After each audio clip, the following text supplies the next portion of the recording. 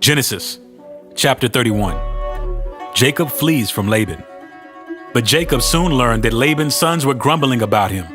"Jacob has robbed our father of everything," they said.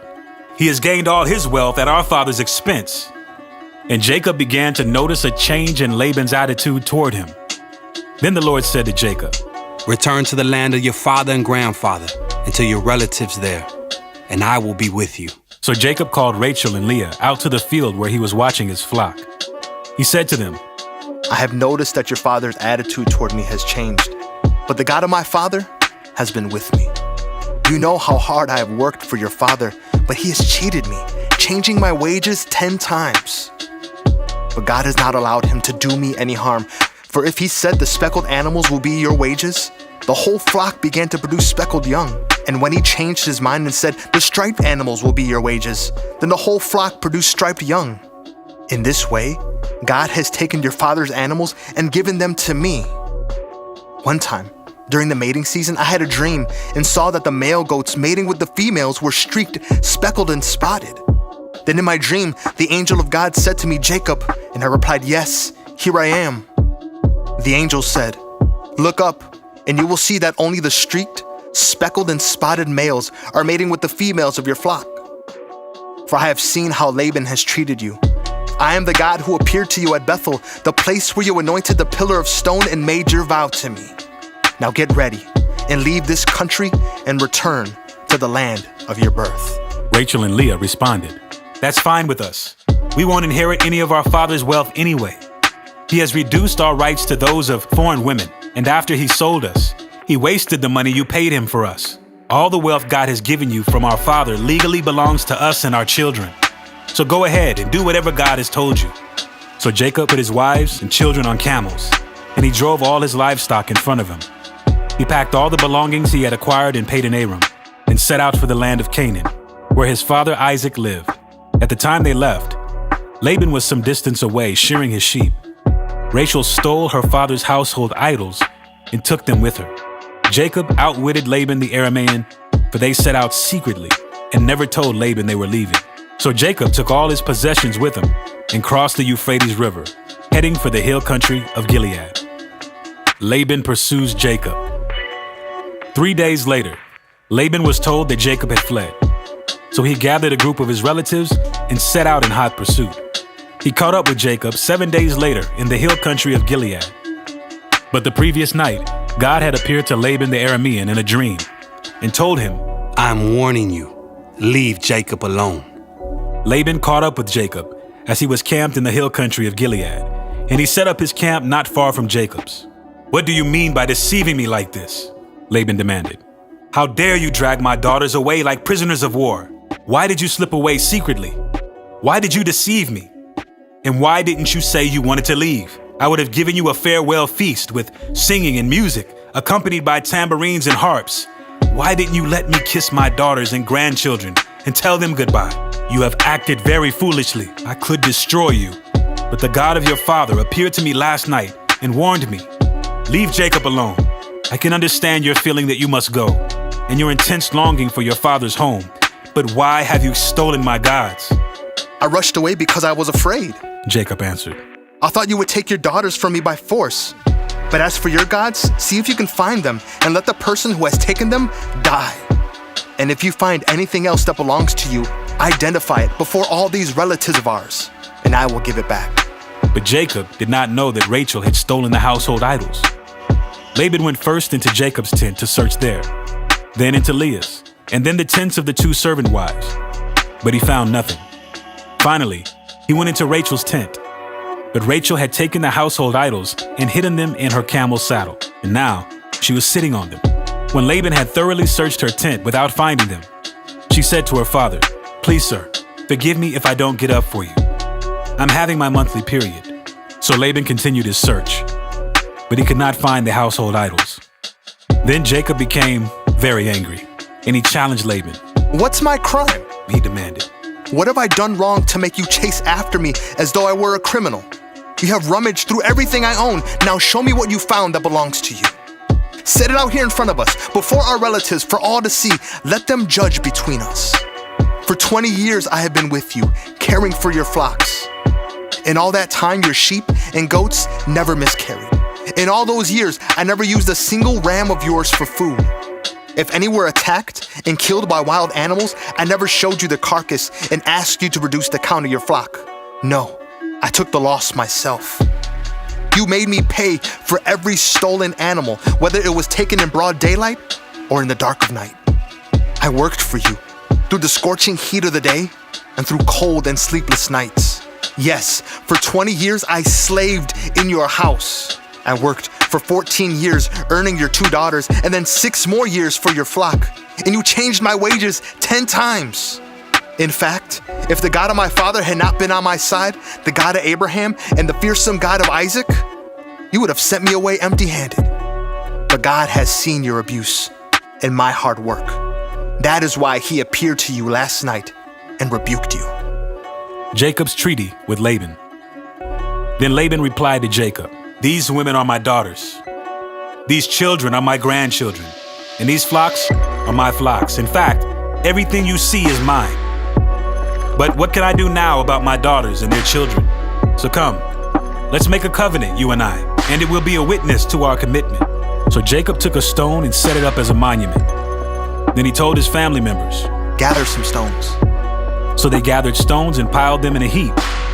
Then Jacob and Laban sat down beside the pile of stones to eat a covenant meal. To commemorate the event, Laban called the place Jegar-Sahadutha, which means witness pile in Aramaic. And Jacob called it Galeed, which means witness pile in Hebrew. Then Laban declared, "This pile of stones will stand as a witness to remind us of the covenant we have made today." This explains why it was called Galeed, witness pile, but it was also called Mitzpah, which means watchtower. For Laban said, "May the Lord keep watch between us, to make sure that we keep this covenant when we are out of each other's sight. If you mistreat my daughters, or if you marry other wives, God will see it, even if no one else does. He is a witness to this covenant between us. See this pile of stones," Laban continued, "and see this monument I have set between us. They stand between us as witnesses of our vows. I will never pass this pile of stones to harm you, and you must never pass these stones or this monument to harm me. I call on the God of our ancestors, the God of your grandfather Abraham, and the God of my grandfather Nahor, to serve as a judge between us." So Jacob took an oath before the fearsome God of his father Isaac to respect the boundary line. Then Jacob offered a sacrifice to God there on the mountain and invited everyone to a covenant feast. After they had eaten, they spent the night on the mountain. Laban got up early the next morning, and he kissed his grandchildren and his daughters and blessed them. Then he left and returned home.